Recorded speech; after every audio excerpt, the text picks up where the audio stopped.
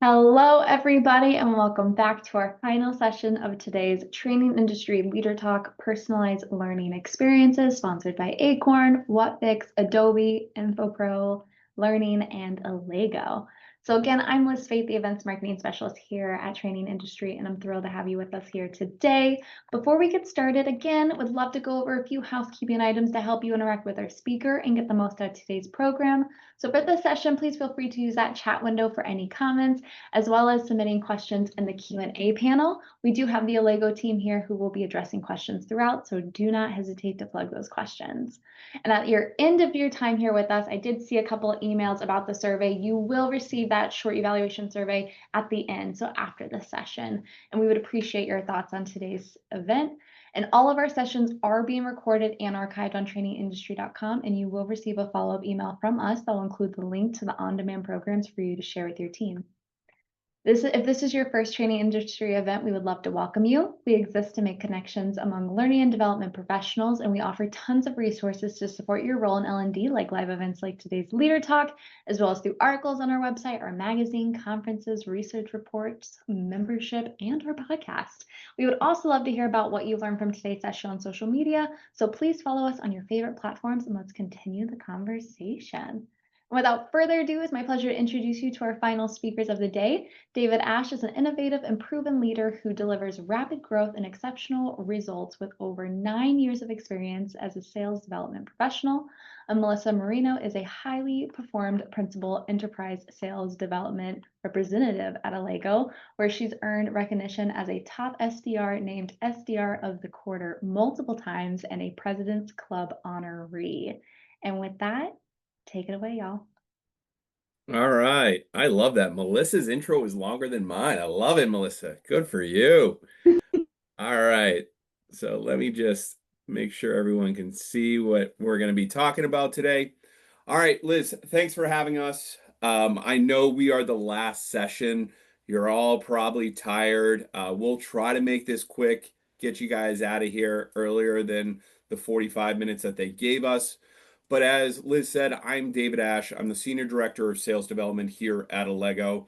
I manage not only how new sales reps ramp and not just the sales organization or the SDR organization, I'm also responsible for how our reps grow and develop over time to continuously increase their skill set, which will help hopefully drive revenue for the business. And usually I do this by myself, but today I have my amazing co-host, Melissa. Melissa, can you introduce yourself, please? Yeah, absolutely. Yeah. My name is Melissa Merino. I am a principal SDR here at Allego. Been with Allego for about 3.5 years. However, I am a bit of a boomerang. Last summer, I left for about 3 months just to pursue another opportunity, and I've been back since then. It's nice to meet you guys. All right. So before we get started, I just want to let you all know, and I say this before every speaking engagement I do, we're not professional speakers. We're not professional presenters. We are salespeople who love learning new things, share what we learned, and then we love taking on new challenges. So you're gonna hear us stumble. You're gonna hear us pause. We are human. We just ask for you to bear with us. We'll get through this together. That being said, we hope this topic resonates with you and you take some actionable steps away from this. So today's theme is about continuous learning and why it is the key to success. It's what happens after onboarding. We will hit on what some of you already know very well, which is onboarding. Then we'll dive into what happens without continuous learning, what we gain by implementing continuous learning plan, and then we'll talk about how AI can make continuous learning a lot more achievable than it has been in the past. And one thing is, we don't want to just speak at you all today. We want this to be interactive. We'll have some little polls up that you can interact with. You don't have to if you don't want to. It just gives us a better understanding how to kind of tailor our conversation. But that being said, and also use the chat. Love questions, stop us. I am one of those people that if I see a squirrel, I turn squirrel, but we can get back on track. So that being said, if I can move a slide here, we want to start off with a quick poll. We want to understand What happens in your world after onboarding? So after onboarding ends, what does continuous learning look like? Does it end after onboarding? Is it 90 days after? Is it 6 months, 12 months, never ends, or other? Melissa, any guesses what you think will be the most chosen or selected answer? Yeah, no, I think based off my previous experience at other companies and just what I've heard, it's gonna be between A and C, maybe more within the A or B. Okay, okay. Yeah. And let me call this out. This is not to shame you if you don't do anything after onboarding, that's okay. The number one complaint we hear from the majority of salespeople is they don't get enough coaching or enablement after onboarding. We know you all wear many hats, and in the past, it was a lot to create new content and to keep on with onboarding or continuous learning. You've got large classes coming in, and after they leave, you got to plan for the next one. So it is difficult or has been difficult. But okay, looks like only 19% say it ends, 25% 3 months, then 44% is indefinite. What are y'all doing here? Go home, go enjoy the rest of the day, or come over and teach this for us. It looks like you guys are well ahead of the curve there. Good for you. But there's something that I recently read in the a report Allego recently released, and it looks like we still have 29, Melissa. No one jumped off, so they didn't take me up on my offer there. The impact of continuous learning on sales performance. A stat that jumped out to me is only a third of companies have figured out continuous learning. We have 44%, so we're ahead of the curve if you look at us as just a whole. But the rest are leaving sales performance on the table and leaving it up to kind of a fight, sink or swim mentality where, hey, you're done with onboarding, figure it out on your own. If you don't figure it out, we'll hire someone who can. So it's good to see that 44% are actually doing it. All right. But that's why we're here. And this is what we're going to be talking about and why we're going to talk about why we should be creating a plan and how you can execute on it. And to be honest with you, it's easier to do it now than it's ever been. Though, let's set the stage and go over something you all probably know very, very well, and that's onboarding, what onboarding looks like. So during onboarding, the rep is getting new information, they're engaging with content, getting their knowledge tested, they're practicing what they learned. Then once they have proven they are applying what they learned, they go live. All of this process that we all know and do very, very well, all of this is helping them grow and be more confident to go live. Now, Melissa, I'd love to hear your experience when it comes to onboarding. You Mhm. left Allego, you went to a different company. So talk about it from the different company. Um, what did that onboarding look like at that other company? Yeah, so it was very basic. It was about 2 weeks long, I would say. The first week was just getting to know the company, very check the box, compliance, HR stuff. I probably met with the trainer 2 to 3 times that first week. And then I would say that second week it was in the office. Um, Not personalized. There's probably 30 of us or so whenever we were all together doing that training. And then that was it. So it was very, very quick. And then, yeah, nothing after that. And again, not that personalized.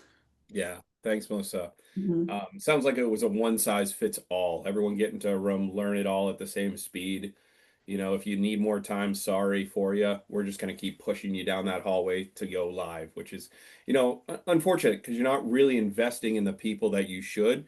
Some people need it to crawl, some people need to walk, some people are ready to sprint, but you can't just kind of say everyone has to do the same thing and good luck to you because it's just you're setting them up for failure. But that's, exactly what most orgs have, or what I've experienced in the past before I came to Allego. They have an okay onboarding process. You're given the content, the process to follow, and your coach before going live. But what happens after that? What happens to a plant? And that's why we have a plant on the screen here. What happens to a plant after you stop watering it and giving it sunlight? If you ever give me a plant, this is what happens to it. It dies. It starts to wither away. I don't have a green thumb. But that's what happens to the reps too. If they're not getting coaching, they're learning new things, but they're not having those new things reinforced. They start to wither away. Now, this is why I brought Melissa on, because she can talk about the onboarding and then she can talk about not having everboarding. So I would love you to kind of chat. What was your experience, or share with the chat, or share with the group, sorry. What was your experience like after onboarding at your old company? And we don't say the name of that company because we're not here to shame. Oh, We're here to help, only help. yeah. No, it's a good question. I would say there was little to none continuous learning or everboarding after those first 2 weeks. It's kind of like pulling teeth, to be honest. It was very hard. It was a new industry, a new product for me. So it was a lot of learning that I needed to do, whether it was on my own or asking my manager or their peers for help, but they're busy too. So it was, like you said, hard getting the coaching. And yeah, I mean, eventually sink or swim. And I, decided to leave after, I kind of realized what was going on and just not being set up for success in the long run. Yeah, yeah. And it happens to the best of us. It probably happened to some of you in the crowd. It's happened to me, right? When you're not set up for success, you sometimes end up failing. But that seems very challenging, right? And you wanted to be successful. You were very successful in your first time at Allego. You were going there to be first to be successful. Unfortunately, it didn't work out. Fortunately for us, it didn't work out and you came back and now you're successful again. But you can only control what you can control. And that leads us to our challenges. And you already hit on one with that increased turnover. But without continuous learning, the rep skills start to fade, or the skill decay. You start to see that axe that they were sharpening through onboarding starts to go dull, which can lead to inconsistent messaging. Having that rep saying different things that could confuse the prospect and the customer, or the customer, which could lead to that rep losing confidence, because if they're losing their skills, if their messaging isn't on point, they're probably not going to be successful. And when you're not successful, what happens? You lose confidence. And being in sales for almost 20 plus years, and you all probably have a little more years than I do, and you probably know this very, very well, but confidence is a huge factor in success. And if you don't have it, you're probably not going to be that successful, and you have a higher chance of failure. And then those things that lead to what Melissa had to do, which is leave, with rep turnover, they may be forced out. And, secret time, I was forced out of a sales role because I wasn't set up for success. And, I was part of the 20% that was laid off because we weren't the A plus players. And then you have Melissa, who was a good player, but she had to leave because she saw the writing on the wall. These people aren't going to invest in me.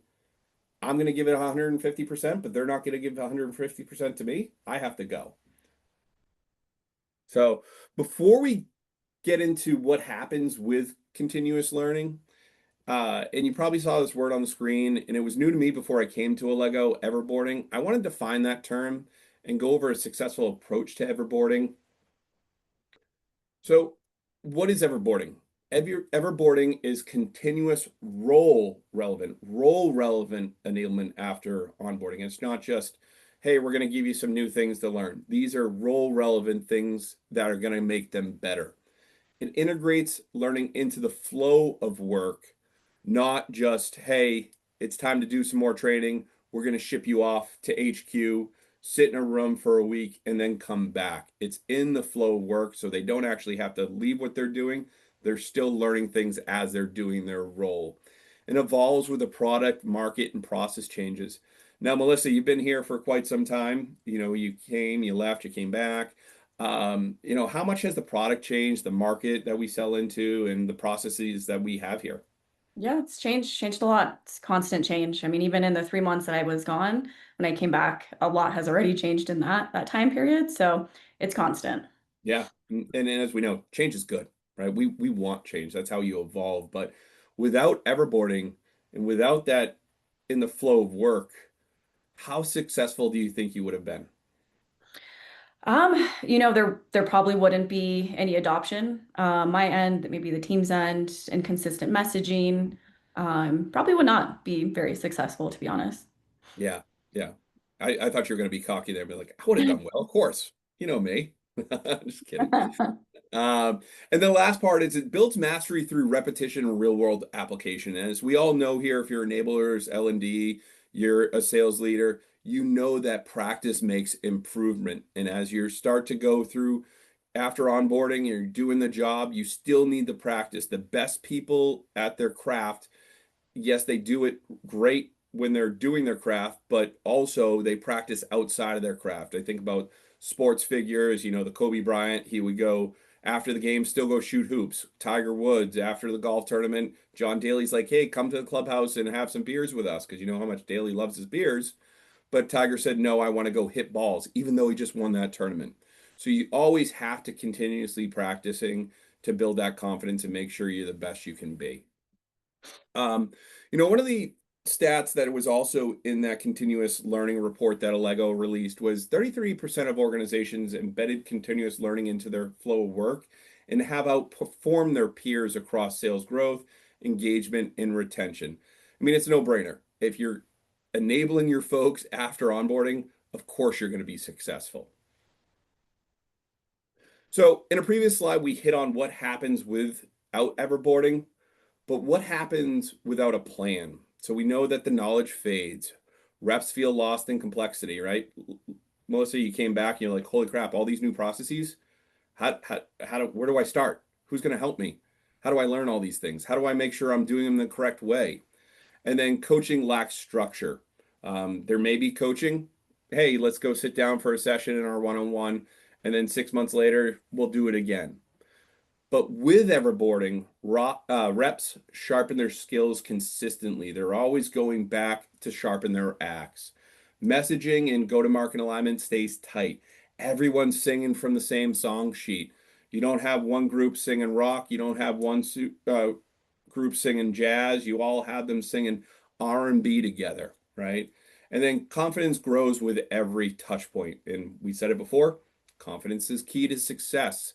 So you're adding to their confidence bank. You're not making withdrawals, you're making deposits each time.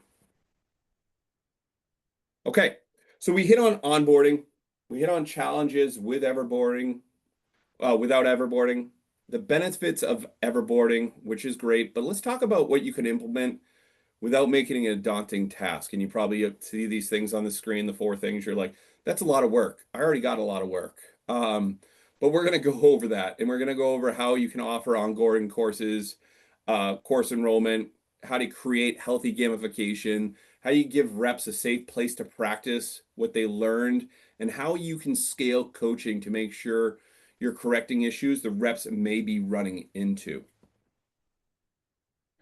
But here's a chat question because we've been talking for a long time. How long does it take you all to build a course? And after this, you guys, any answer? What happens in this? I should say, what happens in this webinar stays in this webinar, and we're not going to use this data. There should be like a little warning over the screen, but yeah. I know, Melissa, you just got back from an enablement conference.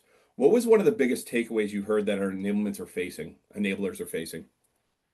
Yeah, so it was very interesting. The audience was asked in the session what their biggest challenges are, and it was a bunch of L&D leaders, and the number one answer was time. So, of course, they wear multiple hats, they're busy, and they just need more hours in the day. So it was definitely time as far as their biggest challenge goes. Okay. Mhm. And I'm really bad at manning the chat. Marcus, there you are. Yeah, hey, There so he it looks is. like people are chiming in with 6 hours. Melissa says it's truly depends on the course and how cooperative um, subject matter experts are. Raymond says it depends on everything. What he says it depends on the course. It can take a few hours but it could take 100 hours based on the Oh, wow. interactivity. So Yeah. kind of a wide range there. Yeah, especially if you're dependent on other people. That's the variable, right? Trying to hunt down the person that is your subject matter expert that owes you something to put into the course. I mean, that can take months sometimes. Overall consensus here is it takes a long time. We've got Okay, there we go. depends on the complexity, but 2 weeks, hours, all of it. Yeah, it does take up a lot of time to build a course. But don't worry, here's the solution or the need for payoff if anyone's a spin methodology user. So it won't take that long anymore. here at Allego, we're rolling out AI lesson authoring. You will now be able to have AI help you build courses in a matter of minutes instead of hours. So when we first rolled this out, I was very excited, or just, we didn't roll it. It's not live yet. It's coming. But when we first made the announcement, I was very excited because I have a lot of course ideas that never took off because how time consuming it would be. Now, us sharing this, when you just said 6 hours, 100 hours, is this something that could save you time? Throwing it to the chat group here.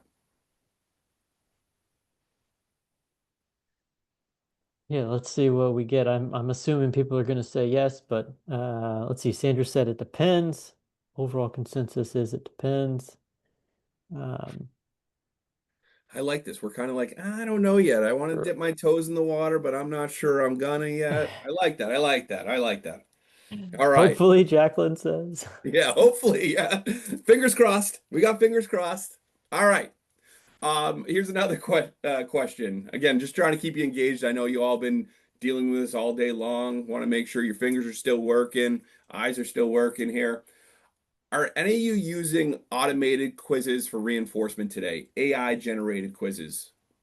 Oh, a couple quick yeses here. All right. Two, and then a no from Hope and Sheila. Yeah, so kind of all over the place. Actually, most Okay. people are saying yes.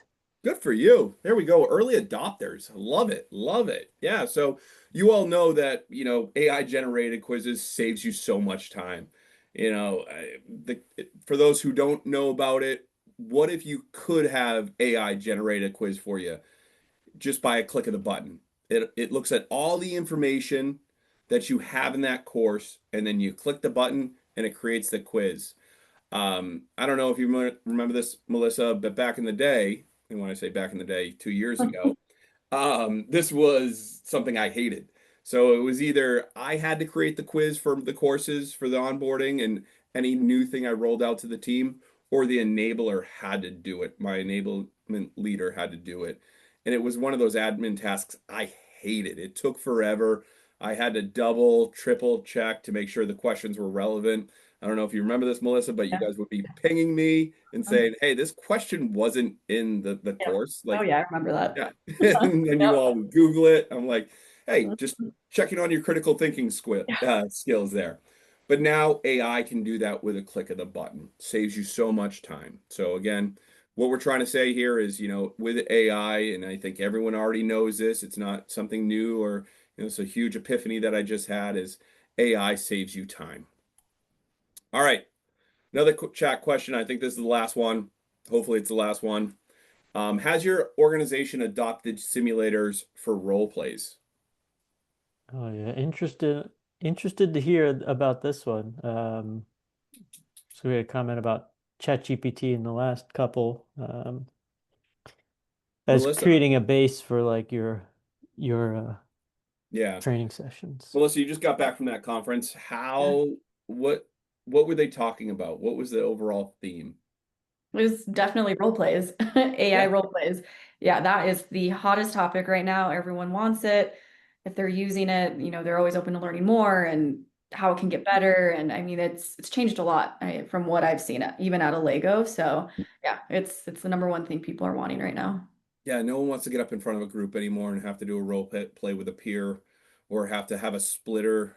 I'm gonna age myself. You put on your headset, you have a splitter, and you have someone behind you, and they're coaching you on how to do something. Well, you're role playing with your other peer who's across the hall, getting the same thing. No one wants that anymore.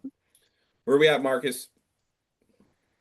So we got a couple people that say they're looking into it. No, but I'd love to. Shayna here says she uses a Lego, so Oh, shout there out we to go. her. All right.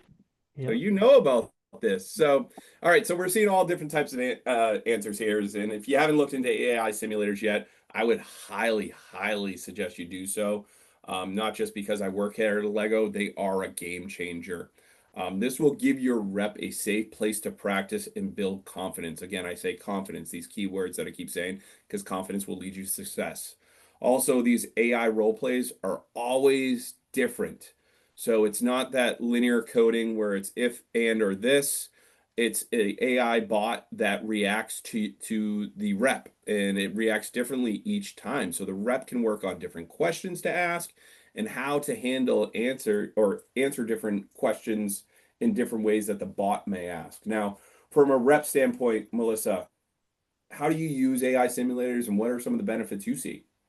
Yeah, so I mean, role play is terrifying. When I first started as an SDR 3 years ago, the thought of role playing in front of my peers, big group, my manager, it's very intimidating. So yeah, the simulators have been awesome. Again, like you said, it's a safe place to practice over and over again. And it's changed a lot, even from when I first started to now. Like you said, it's unscripted. You can make these avatars very direct. They can be mean. They can be very talkative. You can really just make them however you want to practice and what you want them to be. And I can try different messaging out. It's going to be different every time. It's not going to be the same conversation. So definitely very beneficial from an SDR point of view. I mean, I use it still to Yeah, this day. It's just good awesome. practicing. Great. Thanks for that insight. And yeah, here at Allego, I made them a little meaner because I believe the more you sweat in peace, the less you bleed in war. So you always want to do the hard things. So when it's a live call, it's a little easier. Another thing that AI can help you scale when it comes to everboarding is coaching. And you can see it here underneath the two pictures there with some stars. We use AI to score our calls, simulators, and exercises. No longer do I have to wake up at 5:30 in the morning, get on the treadmill and score calls on a weekday or, on the weekend scoring calls because I'm behind and my team's not getting enough coaching to make sure they're going to do better. So now AI can score the calls for you, and it gives that rep instantaneous feedback, but also gives you time back. And again, we want time back because we're all wearing multiple hats. And you can train the AI what it should look for, and you can train it on your methodologies. It's just like a chat GPT. You put in prompts, and over time you can train it, or a custom GPT. You train it, you add new things, you correct it. And all the rep has to do to understand how they did after the AI has been trained up and they click the button, it is just allow the AI to take its course. So the rep is now getting that instant feedback. You're making sure that the things that they were taught are being reinforced using AI. And the biggest thing I think for enablers with this and L&D people and even sales leaders, this will allow you to collect more data about that rep and not, the government's probably really jealous about this, not being able to collect enough data, but you can collect your own data to help you all become a little more dangerous and you can get better insight by having AI take all that data and put it into a skill development matrix. So you can see different competencies that the rep has by doing these exercises, doing these um, simulators, and having their calls scored. So this will not only allow you to create personalized learning paths for the rep to help them get better, because continuous learning is, continuous. The rep is going to have different gaps that you'll have to fix now, and then a new gap comes up that you'll have to fix later. But this also allows you to show the powers that be, your CRO, your CEO, your CFO, the impact of your enablement program is having on the rep and why you are so important to the company, because you are important to the company. If they didn't have enablers, they didn't have people to coach them, they didn't have people to get them ready to be successful and continue to help them be successful, that rep would be lost, just like Melissa was lost at her last company. All right. So I know we wanted to wrap up here quick. We said we weren't going to take the whole 45 minutes. I want to get you guys back some time because you've been through this all day. But, with the everboarding, it's so much more easier done than it has been done in the past with the everboarding. You have your AI course creation to help you build those courses so you can create different learning paths for different people who have different gaps. You have the AI quiz generating so you can create quizzes on the fly so you don't have to spend hours going in there and like, what is the question? All right, make some fake answers. This is the real answer. You have AI simulators where you don't have to take people off the phone and you don't have to pair people up and have that awkward interaction or get people up in front of the group. You can have a bot do that now. And then you have the AI coaching and scoring where now you can have AI grade the call instantaneously, give it a score, which now takes that information, puts it into a matrix, and you can see where the rep's doing well and where the rep needs improvement, and then do the whole circle all over again. All right. So want to say thank you for your time today. Please connect with me and Melissa on LinkedIn. Melissa, anything you want to say before we jump off? Yeah, no, thanks for connecting. And if you have any questions from maybe a SDR sales rep point of view on everboarding or what we talked about, just let me know. Yeah. And if you want that continuous learning report that I mentioned, I think I mentioned it 2 or 3 times in here, connect with me on LinkedIn. I'm happy to message it to you. We got the QR code on the screen. You can take out your phone and snap that, or we'll add that to the recording playback and all that. And basically, it's going to have the recording slides available. But do you guys want to answer some questions real quick? Melissa does. Yeah. Sure. We had a Yep. couple come in. Well, this one's actually for you, Dash. So Where I I guess got my coat, Joseph A. Bank. what are some common mistakes that sales leaders make when they try to implement continuous learning? Like, what are some just a Um, quick couple tips? yeah, so I mean, the biggest is they try to do a one size fits all. They don't actually sit down with a rep or don't have the data on where they should be making improvements, and then they don't stay with it. They don't create a plan, and they don't put out different calendars, and they don't, or meeting reminders to do things. They have to schedule it out. They just can't say, I'm going to do it on the fly.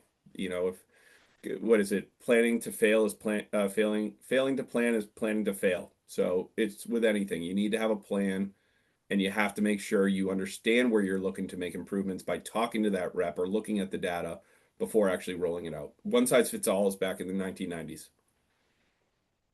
And I know you got Melissa's take on the feedback about the AI dialogue simulators and AI coaching. But what are some feedback that you're hearing from maybe some other reps or um, like it, dislike it? What are you hearing from customers? Are they hesitant to take it on?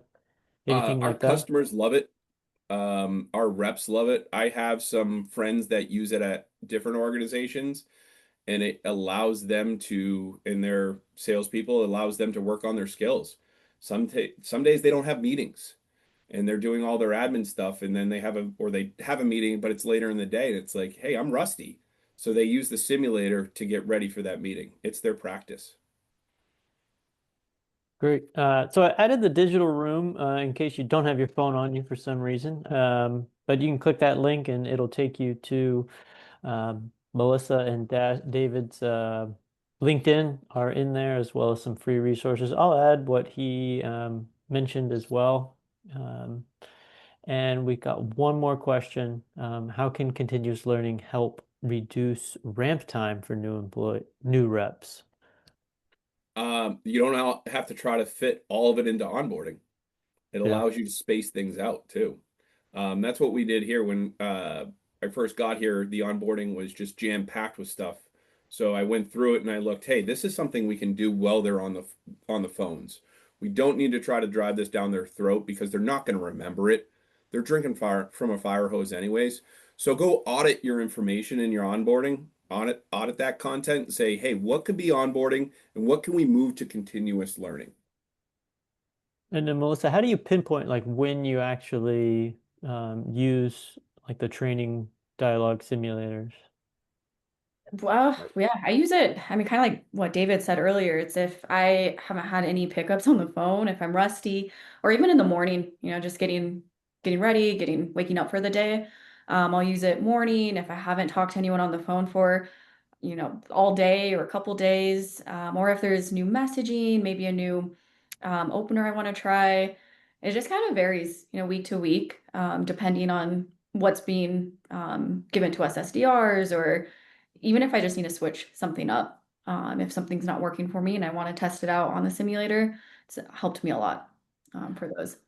And then kind of a follow-up question. When you're doing these trainings, do you see a direct correlation between basically like your continuous learning and how, quota attainment. Yeah, I guess so. I mean, I would say so. I've been hitting my quota pretty consistent, I'd say, in the past few years. But yeah, I think doing the trainings, doing the dialogue simulators, it definitely correlates to my quota attainment. And I feel like if I wasn't doing that, it would show as well. And that is Yeah. when David would have a chat with me. Yeah. And And then we I would talked a use lot that. about confidence too, right? Like it Yeah. builds your confidence and that kind of Mhm. leads to better Oh, selling. yeah, Yeah, absolutely. I would use that a simulator to practice before our conversation to make sure I did it correctly and HR friendly, right? But I can kind of speak to that. 1 second, Liz here. I can speak to that because we do have a new SDR who just joined us back in. I want to say it was June, yeah.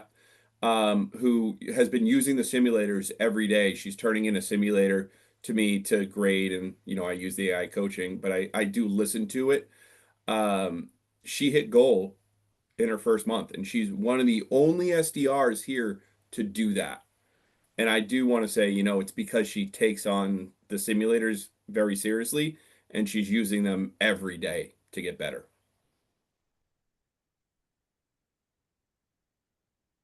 Okay, well, that's it. Liz, we'll hand it over to you. But thank you, everyone. I hope this was helpful. Again, connect with us on LinkedIn, and I hope you all have a good rest of your day. Well, actually, we had one question come in. If we got time, Dash, you want to take it? Sure. Uh, how well can you test out of the box ideas or methods in a simulator? If you're working on a new or innovative method, will the simulator be able to respond properly with that if it hasn't had training on it? So I think it kind of refers to like scripted versus unscripted dialogue simulators and like Yeah, so it's how can you dynamic. test that out? Yeah, it's dynamic. Are you saying if it doesn't know, say, we're a Sandler shop, but I want to try Challenger on it, it's still going to react like a prospect. It's the scoring is more about knowing the methodology. The simulator is going to react differently each time, and will react to how you approach it.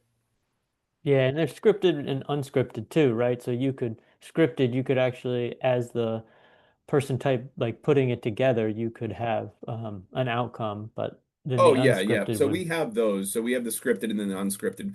In my onboarding, what I do is I have them start with the scripted, so it's a crawl, walk, run. So they get used to saying it and working on our framework, left foot in front of right foot, before they go to that unscripted simulator. So our scripted simulator is more linear coding, if then or, and then dynamics just dynamic. nice. I think All right, well, just thanks again. I added the digital room to the chat. Feel free to click on that, and there's a bunch of free resources in there. Like I said, connect with David and Melissa, and I'm gonna send it back to Liz. Take it away. Thank you all. No, that was a wonderful way of ending it. I love freebies. I feel like, David, you gave me multiple quotes that I'm now going to use in my back end. I think my favorite one was the blood one and sweats. That one, I'll ask you later for more details. But everyone else, thank you again for your time here today. I do have some couple of shout outs that I want to give. Thank you to all of our dynamic speakers and sponsors. We had Acorn, Whatfix, Adobe, InfoPro Learning, and Allego. Such great sessions today. And all of our sessions are pre-qualified for a credit hour with SHRM, HRCI, ISPI, and CBTM. So let me put my email in the chat because you will send an email to me and I will send you those codes. Perfect. And so again, I would love to see you all in Milwaukee this fall for our 2025 Training Industry Strategy Summit. Collaborate with your peers, industry experts, and thought leaders as you build, refine, and future-proof your organizational learning strategies. And truly, this is more than a conference. It is a working session for learning leaders who want to align learning with business outcomes. Additionally, on the topic of personalized learning, we do have a really cool certification. Lead and direct and change by making agile transformations a top priority in your organization. You can innovate, align recruiting and onboarding processes to build a strong learning culture. So obtain your agile certification for HR and L&D today. Lastly, the reminder that your survey will pop open in another tab in your browser, and we greatly welcome your feedback. Thank you all for joining us again today. I know it was a long one, but I'm glad to have you all here for the ride. I hope you have a wonderful day, a wonderful weekend, and I will see you all very soon. Bye, everybody.